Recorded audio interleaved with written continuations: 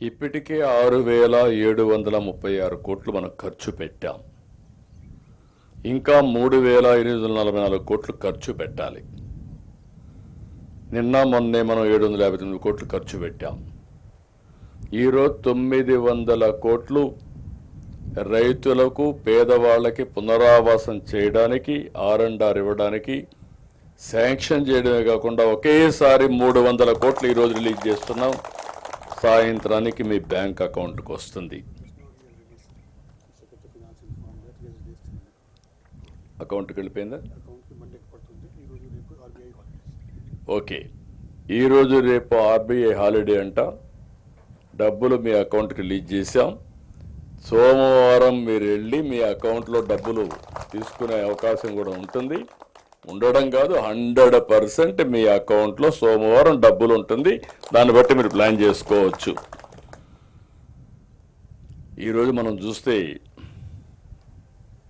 చాలా ఆర్థిక ఇబ్బందులు ఉన్నాయి. రాష్ట్రం విధ్వంసం అయింది. రాష్ట్రం యొక్క మొరేల్ ఆఫీసర్స్ పనిచేయడానికి కూడా ఇష్టపడే పనిచేసి లేరు. ఎక్కడ చూసినా లా అండ్ ఆర్డర్ అయితే అధపాతాళానికి పోయింది. నాకే ఆశ్చర్యం వేస్తుంది. నేను చాలా సవాళ్లు చూశాను. ఒకప్పుడు తీవ్రవాదులు, నా కోసం నేను చేయలే, ఈ రాష్ట్రం కోసం ఆలోచించా. ఆ రోజు హైదరాబాద్ చుట్టుపక్కల వచ్చేస్తే అభివృద్ధి ఆగిపోతుందని నేను ఆ రోజు నక్సలిజం అనేది కరెక్ట్ కాదని గట్టిగా చెప్పి పోరాడాను.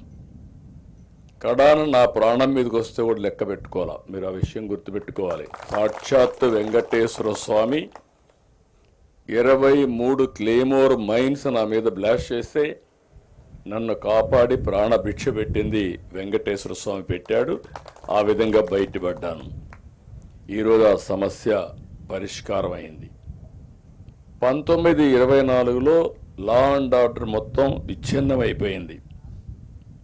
అలాంటి పరిస్థితులు, ఒక పక్క లా అండ్ ఆర్డర్ సమస్య, ఒక పక్క 10 లక్షల కోట్ల రూపాయల అప్పులు, ఇంకో పక్క సంక్షేమానికి కూడా ఆదాయం రాని పరిస్థితి. పెట్టుబడులు పెట్టలేదు, సంపద సృష్టించలేదు. దీనివల్ల ఆదాయం కూడా తగ్గిపోయే పరిస్థితి వస్తే అవన్నీ కరెక్ట్ చేస్తూ వచ్చాను. మీకు అందరికీ ఒక మాట చెప్పాను. ఎన్ని కష్టాలున్నా సంక్షేమం, అభివృద్ధి, సుపరిపాలన ద్వారా మీకు న్యాయం చేస్తానని చెప్పి దానికి కట్టుబడి ఈ 2 ఏళ్లు పనిచేసాం. 3,844 కోట్ల రూపాయలు ఈరోజు మనం ఖర్చు పెట్టాలి. 759 కోట్లు ఖర్చు పెట్టాం. ఇంకొక పక్కన మీరు ఒకసారి చూస్తే ఫేజ్ 1 1938 కోట్లు అవుతుంది. ఫేజ్ 2 1906 కోట్లు అవుతుంది. ఈరోజు నేను వచ్చింది కూడా ఇప్పుడు రెండోసారి వచ్చాను. మా రామానాయుడు అయితే ఇక్కడే ఉంటాడు. ఒకసారి అనుకుంటే ఇంకా ఎన్నికబోడు. మనం మీరు చూశారు, పుట్టినరోజు కూడా ఇక్కడే చేసుకున్నాడు. ఆ యొక్క టన్నల్లోకి వెళ్ళాడు. అక్కడ భయంకరమైన పరిస్థితులున్నా అక్కడే ఉండి నాయకత్వాన్ని ఇచ్చిన నాయకుడు నిమ్మల రామానాయుడు గారు.